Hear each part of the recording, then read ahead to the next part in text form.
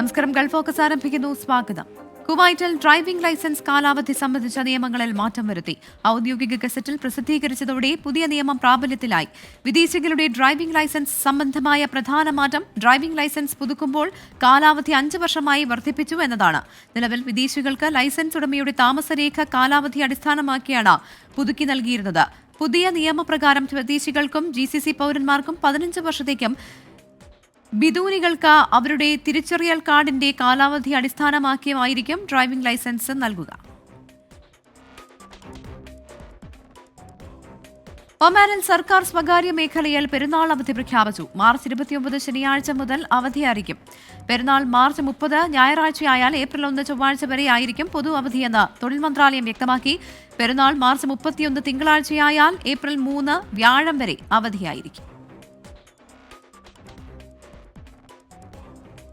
6 ആഴ്ചത്തെ ആശുപത്രിവാസത്തിന് ശേഷം ഫ്രാൻസിസ് മാർപ്പാപ്പ ആശുപത്രി വിട്ടു. എല്ലാവരുടെയും പ്രാർത്ഥനയ്ക്ക് നന്ദിയെന്ന മാർപ്പാപ്പ. റോമിലെ ജമലി ആശുപത്രിയിലെ ബാൽക്കണിയിൽ മാർപ്പാപ്പ വിശ്വാസികളെ കൈവീശി അഭിവാദ്യം ചെയ്തു.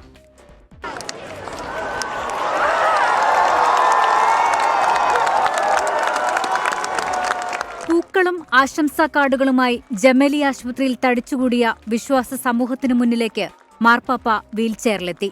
കൈവീശി പുഞ്ചിരിച്ച് എല്ലാവരെയും ഫ്രാൻസിസ് മാർപ്പാപ്പ അഭിവാദ്യം ചെയ്തു. തനിക്കായി പ്രാർത്ഥിച്ചവർക്ക് നന്ദി പറഞ്ഞു. തങ്ങളുടെ പ്രിയ പാപ്പയെ കാത്തിരുന്ന ആഗോള കത്തോലിക്ക വിശ്വാസ സമൂഹത്തിന് ഇത് ആശ്വാസ ഞായർ.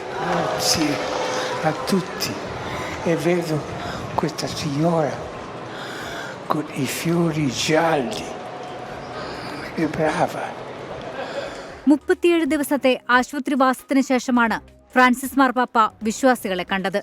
ന്യൂമോണിയ മാറിയെങ്കിലും പൂർണ്ണ സൗഖ്യമാകാൻ സമയമെടുക്കുമെന്ന് ഡോക്ടേഴ്സ് അറിയിച്ചു.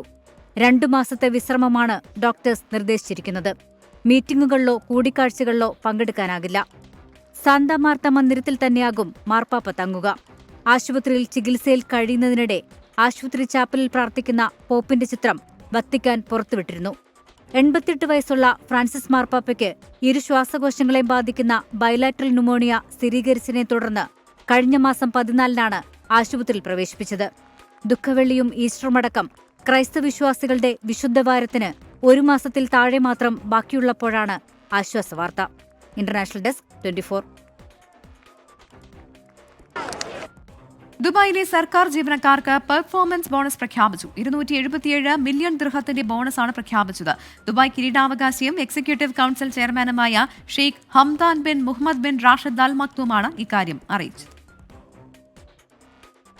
277 മില്യൺ ദിർഹത്തിന്റെ ബോണസാണ് ദുബായിലെ സർക്കാർ ജീവനക്കാർക്ക് അനുവദിച്ചിരിക്കുന്നത്. ജീവനക്കാരുടെ ജോലിയിലെ മികവിന്റെ അടിസ്ഥാനത്തിലാണ് നടപടി. ഇതാദ്യമായാണ് ഇത്രയും തുക ബോണസ് പ്രഖ്യാപിക്കുന്നത്. UAE വൈസ് പ്രസിഡന്റും പ്രധാനമന്ത്രിയും ദുബായ് ഭരണാധികാരിയുമായ Sheikh Mohammed bin Rashid Al Maktoum bonus അംഗീകരിച്ചതായി ഷെയ്ഖ് ഹംദാൻ അറിയിച്ചു.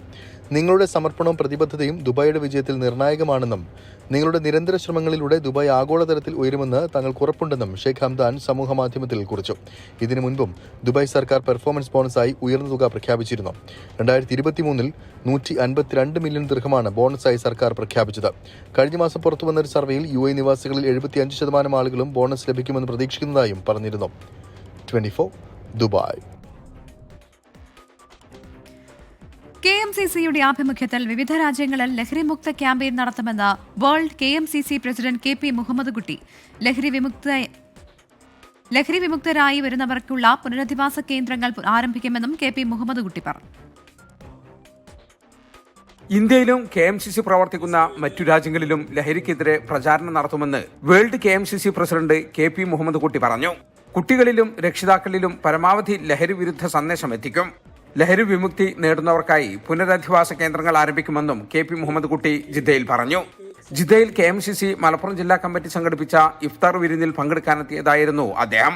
വളരെ വിശദമായി തന്നെ രാജ്യത്ത് അകത്ത് കേരളത്തിലെ എല്ലാ മതപണ്ഡിതന്മാരെയും അതുപോലെ തന്നെ മഹല്ല് ഭാരവാഹികളെയും സ്കൂൾ PTA-കളെയും മുനിസിപ്പൽ പഞ്ചായത്ത് കോർപ്പറേഷൻ അടക്കമുള്ള സ്ഥലങ്ങളിലെ ജനപ്രതിനിധികളെയും ഇവരൊക്കെ ഉപയോഗപ്പെടുത്തിയിട്ട് എങ്ങനെ പോകാൻ കഴിയും എന്നതിനെ പറ്റിയാണ്.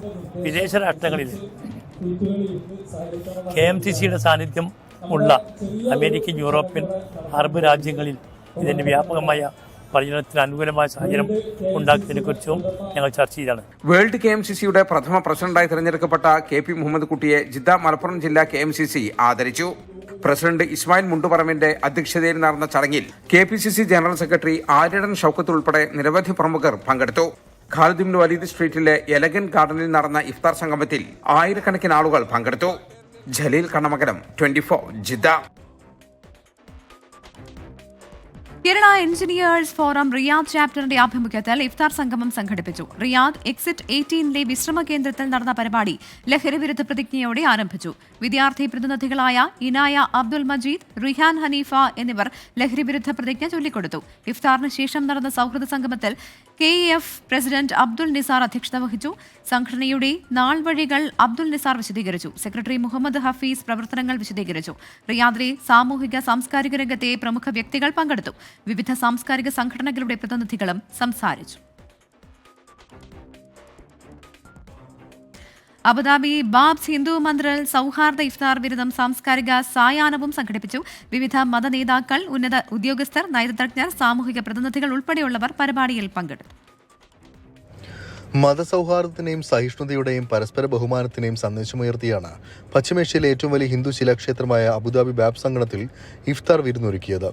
UAE സഹിഷ്ണുതാ വകുപ്പ് മന്ത്രി Sheikh Nahyan bin Mubarak Al Nahyan, വിവിധ മതനേതാക്കൾ, ഉന്നത ഉദ്യോഗസ്ഥർ, നയതന്ത്രജ്ഞർ, സമൂഹ പ്രതിനിധികൾ ഉൾപ്പെടെ 200-ലധികം ആളുകൾ ഇഫ്താർ വിരുന്നിലും ഒംസിയത്ത് സാംസ്കാരിക സായാഹ്നത്തിലും പങ്കെടുത്തു. ബ്രഹ്മവിഹാരിദാസ് സ്വാമിയാണ് ചടങ്ങിന് നേതൃത്വം നൽകിയത്.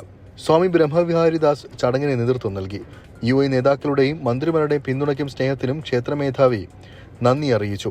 കഴിഞ്ഞ വർഷവും ക്ഷേത്രത്തിൽ റമദാൻ ഇഫ്താർ സംഗമവും സാംസ്കാരിക സായാഹ്നവും സംഘടിപ്പിച്ചിരുന്നു. 24 ദുബായ്. സൗദിയിൽ OICC അൽ ഖസീം സെൻട്രൽ കമ്മിറ്റി ഇഫ്താർ സംഗമം സംഘടിപ്പിച്ചു. മുഖ്യരക്ഷാധികാരി സക്കീർ പത്തറ നേതൃത്വം നൽകി. പ്രസിഡന്റ് അബ്ദുറഹ്മാൻ തിരൂർ, PAPM അഷ്റഫ് കോഴിക്കോട്, സനോജ് പത്തീരിയിൽ, സക്കീർ കുറ്റിപ്പുറം തുടങ്ങിയവർ ഏകോപനം നടത്തി. ചടങ്ങിൽ ജനറൽ പ്രമോദ് കുര്യൻ സ്വാഗതവും പറഞ്ഞു. മുജീബ് ഒദായി നന്ദിയും പറഞ്ഞു.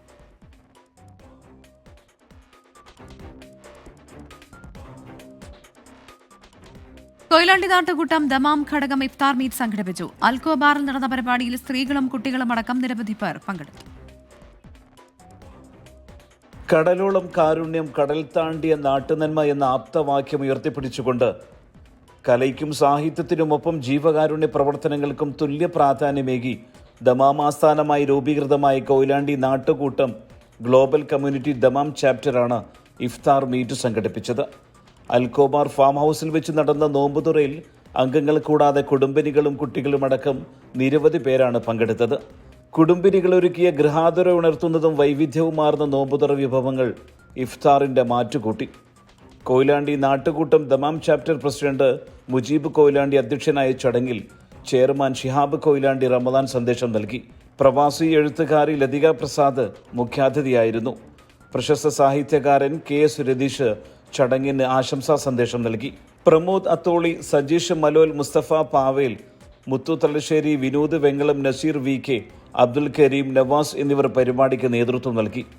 ജനറൽ സെക്രട്ടറി അസീസ് കൊയിലാണ്ടി സ്വാഗതവും ബഷീർ പയ്യോളി നന്ദി പറഞ്ഞു. സുബൈറുദ്ദീനൂർ, 24 ദമാം.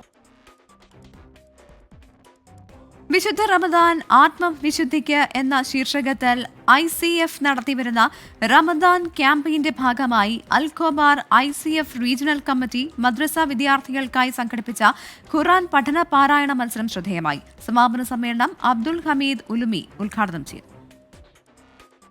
വിശുദ്ധ റമദാൻ ആത്മവിശുദ്ധിക്ക് എന്ന ശീർഷകത്തിൽ എല്ലാ ഗൾഫ് രാജ്യങ്ങളിലും ICF നടത്തിവരുന്ന റമദാൻ ക്യാമ്പയിന്റെ ഭാഗമായാണ് അൽക്കോബാറിലും ഖുർആൻ പഠന പാരായണ മത്സരം ഒരുക്കിയത്. അൽക്കോബാർ ICF റീജിയണൽ കമ്മിറ്റി മദ്രസ വിദ്യാർത്ഥികൾക്കായി സംഘടിപ്പിച്ച ഖുർആൻ പഠന പാരായണ മത്സരത്തിൽ വിവിധ വിഭാഗങ്ങളിലായി 100ഓളം വിദ്യാർത്ഥികൾ പങ്കെടുത്തു. ഖുർആനിക പഠനവും മനോഹരമായ പാരായണവും പെയ്തിറങ്ങിയ തിലാവ ഖുർആനിക സൂക്തങ്ങളെ ആഴത്തിലറിയാനുള്ള ഒരു വേദി കൂടിയായി മാറി.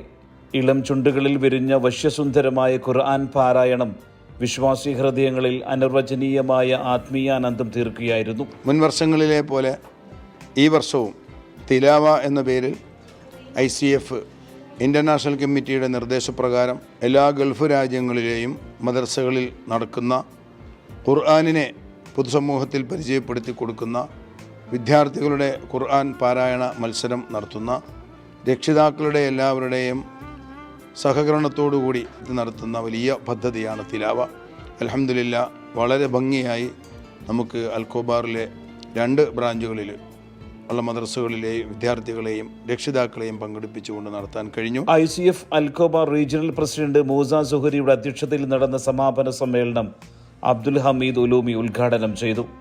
മദ്രസ സദർ മുഅല്ലിം സുബൈർ സക്കാഫി കോട്ടയം മുഖ്യപ്രഭാഷണം നടത്തി.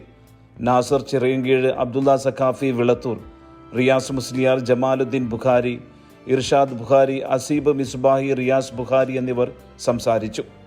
ചടങ്ങിൽ വിജയികൾക്കുള്ള സമ്മാനങ്ങളും പങ്കെടുത്തവർക്കുള്ള പ്രോത്സാഹന സമ്മാനവും വിതരണം ചെയ്തു. ബഷീർ പാടി സ്വാഗതവും ഷഫീഖ് കണ്ണൂർ നന്ദിയും പറഞ്ഞു. സുബൈറുദ്ദീനൂർ, 24 ദമാം. റമദാൻ മാസത്തിൽ അനധികൃത തെരുവ് കച്ചവടം നടത്തുന്നവർക്കെതിരെ നടപടി ശക്തമാക്കി ദുബായ് പോലീസ്. റോഡ് അരികുകളിലും മറ്റും നിരവധി നിയമവിരുദ്ധമായ ഭക്ഷ്യവസ്തുക്കൾ ഉൾപ്പെടെ വിതരണം ചെയ്യുന്നത് ശ്രദ്ധയിൽപ്പെട്ടതിനെ തുടർന്നാണ് നടപടി. പൊതുസ്ഥലങ്ങളിൽ ഭക്ഷ്യവസ്തുക്കളും വ്യാജ ഉൽപ്പന്നങ്ങളും വിൽപ്പനയ്ക്ക് എത്തിക്കുന്നവർക്കെതിരെയാണ് പോലീസ് നടപടി ശക്തമാക്കിയത്. പൊതുജനങ്ങളുടെ ആരോഗ്യ സംരക്ഷണം ലക്ഷ്യമിട്ടാണ് നടപടി. റമദാൻ ആദ്യ പകുതിയിൽ വിവിധയിടങ്ങളിൽ നടന്ന പരിശോധനകളിൽ ഇത്തരത്തിൽ 375 തെരുവ് കച്ചവടക്കാരെ അറസ്റ്റ് ചെയ്തതായി ദുബായ് പോലീസ് അറിയിച്ചു. മാനദണ്ഡങ്ങൾ പാലിക്കാത്ത ഉൽപ്പന്നങ്ങൾ കൊണ്ടുപോകുന്നതിനും വിൽക്കുന്നതിനും ഉപയോഗിച്ച ഒട്ടേറെ വാഹനങ്ങളും പിടിച്ചെടുത്തിട്ടുണ്ട്. തൊഴിലാളികൾ കൂട്ടമായി താമസിക്കുന്ന ലേബർ ക്യാമ്പുകൾ കേന്ദ്രീകരിച്ചായിരുന്നു ഇത്തരം കച്ചവടക്കാർ പ്രവർത്തിച്ചിരുന്നതെന്നും പോലീസ് അറിയിച്ചു. പലപ്പോഴും വൃത്തിഹീനവും സുരക്ഷിതമല്ലാത്തതുമായ സാഹചര്യങ്ങളിൽ വിൽപ്പനയ്ക്കെത്തിക്കുന്ന ഭക്ഷ്യോൽപ്പന്നങ്ങൾ വാങ്ങുന്നതിനെതിരെ ആന്റി സ്ട്രീറ്റ് വെൻഡിംഗ് വിഭാഗം തലവൻ lieutenant colonel Talib Al Amiri പൊതുജനങ്ങൾക്ക് മുന്നറിയിപ്പ് നൽകി. ഭക്ഷ്യവസ്തുക്കളുടെ സുരക്ഷയും ഗുണമേന്മയും ഉറപ്പാക്കാൻ ലൈസൻസുള്ള സ്ഥാപനങ്ങളെ മാത്രം ആശ്രയിക്കണമെന്നും അദ്ദേഹം അഭ്യർത്ഥിച്ചു. 24 ദുബായ്. എറണാകുളം പടമുകളിൽ സ്മാർട്ട് കൊച്ചിൻ ക്ലബിന്റെ ആഭിമുഖ്യത്തിൽ നോമ്പുതുറയും സൗഹൃദ സംഗമവും സംഘടിപ്പിച്ചു. ജുമാ മസ്ജിദ് ഖത്തീബ് സയീഹുദ്ദീൻ ഹുദവി സംസാരിച്ചു. വിവിധ മതസ്ഥർ ചടങ്ങിന്റെ ഭാഗമായി SNDP യോഗം ഭാരവാഹികളും തൃക്കാക്കര നഗരസഭാ ചെയർപേഴ്സൺ രാധാമണി പിള്ളയും നോമ്പുതുറയിൽ പങ്കെടുത്തു. 17 വർഷമായി പ്രവർത്തിക്കുന്ന സ്മാർട്ട് കൊച്ചിൻ ക്ലബ് എല്ലാ വർഷവും നോമ്പുതുറയും സൗഹൃദ സംഗമവും ഒരുക്കാറുണ്ട്. IPL വിശേഷങ്ങൾ.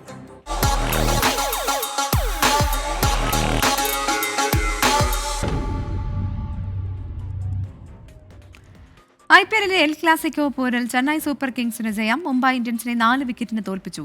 156 റൺസ് വിജയലക്ഷ്യം. 5 പന്ത് ബാക്കി നിൽക്കെയാണ് ചെന്നൈ മറികടന്നത്. ചെന്നൈ ചെപ്പോക്ക് സ്റ്റേഡിയത്തിൽ നിന്ന് മുഹമ്മദ് റഹീസ് തയ്യാറാക്കിയ റിപ്പോർട്ടിലേക്ക്. IPLിൽ തങ്ങളുടെ ആദ്യ മത്സരത്തിൽ ചെന്നൈ സൂപ്പർ കിങ്സ് വിജയിച്ചിരിക്കുകയാണ്. അതും ചിരവൈരികളായ മുംബൈ ഇന്ത്യൻസിനെതിരെയാകുമ്പോൾ ഇരട്ടി മധുരവുമായിട്ട് ഇറങ്ങി വരുന്ന ഒരു കൂട്ടം ആരാധകരെയാണ് നമുക്ക് കാണാൻ കഴിയുന്നത്. ഇവരെല്ലാം വലിയ സന്തോഷത്തിലാണ്. കാരണം ആദ്യ മത്സരം ജയിച്ചിരിക്കുന്നു ഹോം ഗ്രൗണ്ടിൽ, ഒപ്പം തന്നെ മുംബൈക്കെതിരായ മത്സരം ജയിച്ചിരിക്കുന്നു. ശരിക്കും ഒരു ലോ സ്കോറിംഗ് ഗെയിം ആയിരുന്നു. 156 റൺസ് മാത്രം പിന്തുടരേണ്ട ഒരു മത്സരമായിരുന്നു. ആ മത്സരം അവസാന ഓവർ വരെ പോകുമ്പോൾ അവിടെ ജയിച്ചു കയറാൻ കഴിഞ്ഞതിൻ്റെ വലിയ ആത്മവിശ്വാസം അല്ലെങ്കിൽ വലിയ സന്തോഷമൊക്കെയും ഈ CSK ആരാധകർക്കുണ്ട്. ഒരു വളരെ മികച്ച തുടക്കമാണ് അവർക്ക് ലഭിച്ചിരിക്കുന്നത്. ചില ആരാധകരൊക്കെയും ഉണ്ട്. Bro, how was the match? Match very good. Idli dosa chutney MIക്ക് സൂത്തടി. അവർ മുംബൈ ഇന്ത്യൻസിനെ കളിയാക്കുകയാണ്. അപ്പോൾ കുറേ ചാൻസുകളുണ്ട്. ആ ചാൻറ്റൊക്കെയും പാടി അവർ മുംബൈയെ കളിയാക്കിക്കൊണ്ടിരിക്കുകയാണ്. മറ്റൊരു ബ്രോ, അങ്ങനെ കുറേ പേരിങ്ങനെ ഇറങ്ങി വരുന്നു മത്സരം കണ്ടിട്ട്. എന്തായാലും അവരെ സംബന്ധിച്ചിടത്തോളം അവരുടെ ക്യാപ്റ്റൻ്റെ മികച്ച പ്രകടനം കണ്ടു, ഋതുരാജ് കേക്വാദിൻ്റെത്. ഒപ്പം തന്നെയും ബൗളിങ്ങിൽ നൂർ അഹമ്മദിൻ്റെ മികച്ച പ്രകടനം കണ്ടു, ഖലീൽ അഹമ്മദിൻ്റെ മികച്ച പ്രകടനം കണ്ടു. അങ്ങനെ ഒരുപാട് മികച്ച പ്രകടനങ്ങളൊക്കെയും കണ്ടുള്ള വരവാണ് അവരുടേത്. അപ്പോൾ അവർക്ക് വളരെ ആവേശമുണ്ട്. തിരിച്ച് മുംബൈയെ സംബന്ധിച്ചിടത്തോളം നമ്മുടെ മലയാളികൾക്കും ഒരുപാട് അഭിമാനിക്കാനുണ്ട്. കാരണം വിഘ്നേഷ് പുത്തൂർ, മലയാളികളുടെ സ്വന്തം ചൈന മലപ്പുറത്തുകാരൻ, കേരളീയൻ, അദ്ദേഹം നടത്തിയ ഒരു മിന്നും പ്രകടനം. ഓരോ ഓവറുകളിലും വിക്കറ്റ് വീഴ്ത്തി 3 പ്രധാനപ്പെട്ട താരങ്ങളെ പുറത്താക്കി മുംബൈക്ക് സാധ്യത നൽകിയത് അദ്ദേഹമാണ്.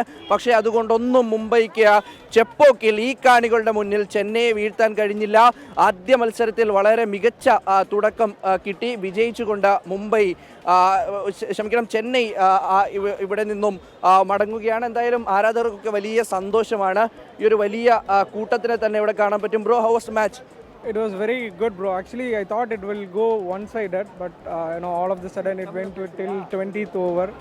So it was quite nail biting. It was not so close, but it was like overall close to the match. And the moment when Dhoni was entered, it was quite fantastic, and so people were louder the noise. It was quite enjoyable match, man. Thank you. How was Vignesh Puttur? He was like, we thought how me and my brother was talking like Chota guy was like going here and there, like he was the spotlight of the match, like he will be notified in future matches. തീർച്ചയായും അപ്പോൾ അങ്ങനെയാണ് ചെന്നൈ ആരാധകർക്ക് പോലും നമ്മുടെ സ്വന്തം വിഘ്നേഷിനെ ഇഷ്ടപ്പെട്ടിരിക്കുകയാണ്. അപ്പോൾ അങ്ങനെ ആദ്യ മത്സരം കഴിഞ്ഞിരിക്കുന്ന മുംബൈയെ സംബന്ധിച്ചിടത്തോളം തിരുത്താനുണ്ട്, ചെന്നൈയെ സംബന്ധിച്ചിടത്തോളം വളരെ ആത്മവിശ്വാസമുള്ളത് മുംബൈ ആരാധകർ കൂടിയുണ്ട്. ബ്രോ 13 years 13 വർഷമായി ഒരു മാച്ച്, ഒരു മത്സരം. അപ്പോൾ മുംബൈ ആരാധകർ പ്രതികരിക്കാൻ തയ്യാറാകുന്നില്ല. Next match RCB CSK RCB Chennai next match waiting revenge waiting. അപ്പോൾ RCB ചെന്നൈ മത്സരത്തിന് വെയിറ്റ് ചെയ്യണമെന്നൊക്കെ പറയുന്നവരുണ്ട്. എന്തായാലും ആദ്യ മത്സരം വിജയിച്ചതിൻ്റെ ആത്മവിശ്വാസം ചെന്നൈക്കുണ്ട്. അവർ അവരുടെ ഹോം ഗ്രൗണ്ടിൽ വളരെ മികച്ച പ്രകടനം തന്നെ നടത്തി വിജയിച്ചിരിക്കുകയാണ്. ക്യാമറാമാൻ ശ്രീകാന്ത് ഗൗരീശപട്ടത്തോടൊപ്പം മുഹമ്മദ് റഹീസ്, 24. ഹൈക്കോടതി ജഡ്ജി യശ്വന്ത് വർമ്മയുടെ വസതിയിൽ നിന്ന് പണം കണ്ടെത്തിയ സംഭവത്തിൽ ഡൽഹി ഹൈക്കോടതി ചീഫ് ജസ്റ്റിസ് സമർപ്പിച്ച റിപ്പോർട്ട് പുറത്തുവിട്ട് സുപ്രീം കോടതി. തനിക്കെതിരായ ഗൂഢാലോചനയാണെന്ന യശ്വന്ത് വർമ്മയുടെ വിശദീകരണം. യശ്വന്ത് വർമ്മയുടെ വസതിക്ക് സമീപത്ത് നിന്ന് കണ്ടെത്തിയ 500 രൂപ നോട്ടിന്റെ അവശിഷ്ടങ്ങൾ കണ്ടെത്തി. ജസ്റ്റിസ് യശ്വന്ത് വർമ്മയ്ക്കെതിരെ കേസെടുക്കണമെന്നാവശ്യപ്പെട്ട് സുപ്രീം കോടതിയിൽ ഹർജി സമർപ്പിച്ചിട്ടുണ്ട്. ജഡ്ജി യശ്വന്ത് വർമ്മയുടെ വസതിയിൽ നിന്നും കണ്ടെത്തിയ പണത്തിന്റെ ദൃശ്യങ്ങൾ, ഡൽഹി ഹൈക്കോടതി ചീഫ് ജസ്റ്റിസ് DK ഉപാധ്യായ സമർപ്പിച്ച റിപ്പോർട്ട് എന്നിവയാണ് സുപ്രീം കോടതി പുറത്തുവിട്ടത്.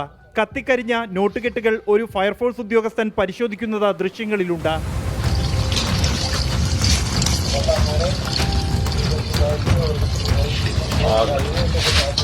സംഭവത്തിൽ ആഴത്തിലുള്ള അന്വേഷണം വേണമെന്നാണ് ഡൽഹി ഹൈക്കോടതി ചീഫ് ജസ്റ്റിസ് DK ഉപാധ്യായ സമർപ്പിച്ച റിപ്പോർട്ടിലെ ശുപാർശ.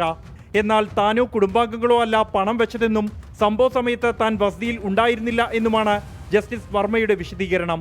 എന്നാൽ യശ്വന്ത് വർമ്മയുടെ വസതിക്ക് പരിസരത്തു നിന്നും കത്തിയ 500 രൂപ നോട്ടിന്റെ അവശിഷ്ടങ്ങൾ കണ്ടെത്തി.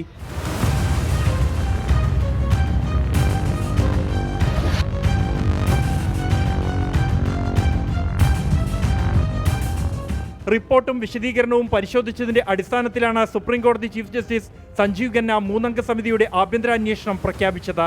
അന്വേഷണം നടക്കുന്ന സാഹചര്യത്തിൽ ജസ്റ്റിസ് യശ്വന്ത് വർമ്മയെ ജുഡീഷ്യൽ ജോലികളിൽ നിന്നും മാറ്റി നിർത്താൻ ചീഫ് ജസ്റ്റിസ് സഞ്ജീവ് ഖന്ന നിർദ്ദേശിച്ചിട്ടുണ്ട്. യശ്വന്ത് വർമ്മയുടെ 6 മാസത്തെ മൊബൈൽ ഫോൺ വിവരങ്ങൾ ഡൽഹി പോലീസ് കമ്മീഷണർ ചീഫ് ജസ്റ്റിസിന് കൈമാറി. കത്തിയ അവശിഷ്ടങ്ങൾക്കിടയിൽ നോട്ടുകൾ ഇല്ല എന്ന യശ്വന്ത് വർമ്മയുടെ വിശദീകരണം തെറ്റാണെന്ന് ബോധ്യപ്പെടുകയാണ്. അതേസമയം ഇപ്പോഴും പല കാര്യങ്ങളിലും അവ്യക്തത നിലനിൽക്കുന്നു. ആഭ്യന്തര അന്വേഷണ സമിതിയുടെ വിശദമായ അന്വേഷണ റിപ്പോർട്ടിൽ മാത്രമായിരിക്കും ഇക്കാര്യത്തിൽ വ്യക്തത വരിക. തുഗ്ലക് ക്രസന്റിലെ യശ്വന്ത് വർമ്മയുടെ ഔദ്യോഗിക വസതിക്ക് മുന്നിൽ നിന്നും ജിജീന്ദ്രനൊപ്പം ബൽറാം നെടുങ്ങാടി, 24.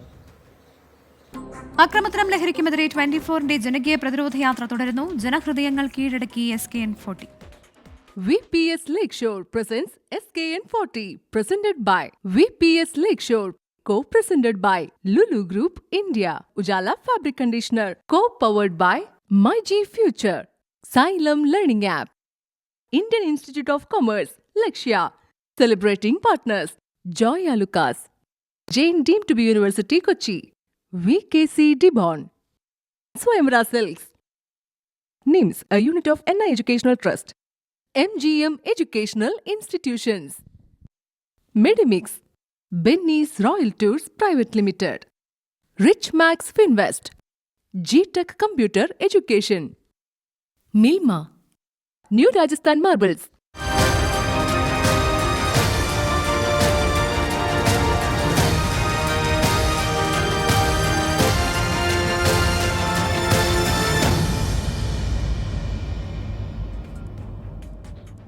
SKN40 കേരള യാത്രയുടെ ആലപ്പുഴ ജില്ലയിലെ ആദ്യ ദിന പര്യടനം സമാപിച്ചു. വിവിധ കേന്ദ്രങ്ങളിൽ 100-കണക്കിന് ആളുകളാണ് പരിപാടിയുടെ ഭാഗമായത്. നാളെ കുട്ടനാട്ടിൽ നിന്ന് യാത്ര പുനരാരംഭിക്കും. കടന്നുവന്ന വഴികളിലെല്ലാം ആവേശോജ്വല സ്വീകരണം. SKN40 കേരള യാത്രയെ ഹൃദയത്തിലേറ്റി ആലപ്പുഴ.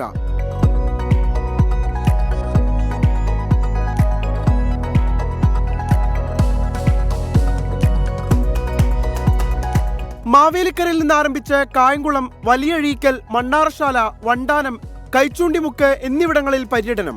കൈച്ചൂണ്ടിമുക്കിലെ സമാപന സമ്മേളനത്തിനെത്തിയത് 100 കണക്കിന് ആളുകൾ.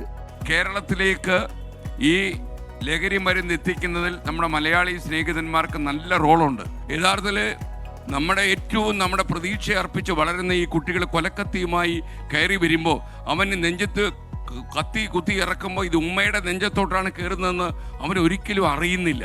സമാപന സമ്മേളന വേദിയിൽ മജീഷ്യൻ ദീപുരാജ് ആലപ്പുഴയുടെ മാസ്മരികത. ഇത് നമുക്ക് ഈ നാട്ടിൽ നിന്ന് തുരത്താം.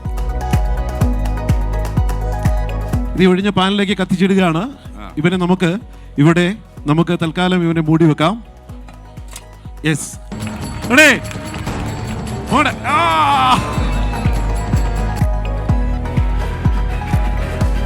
നാളെ രാവിലെ 7 മുതൽ നെഹ്റു ട്രോഫി ഫിനിഷിംഗ് പോയിന്റിൽ നിന്നും കുട്ടനാട്ടിലെ good morning with R Sreekandan Nair കാണാം. തുടർന്ന് കേരള യാത്ര കുട്ടനാടിന്റെ വിവിധ കേന്ദ്രങ്ങളിലൂടെ പര്യടനം നടത്തും. 24 ആലപ്പുഴ.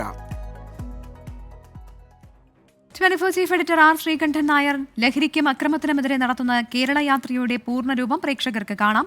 24ന്റെ SKN40 എന്ന കവറുള്ള യൂട്യൂബ് പേജിലും സോഷ്യൽ മീഡിയ പേജുകളിലും ലഭ്യമാണ്. ഇതോടെ ഗൾഫ് ഫോക്കസ് പൂർണ്ണമാകുന്നു. Good night.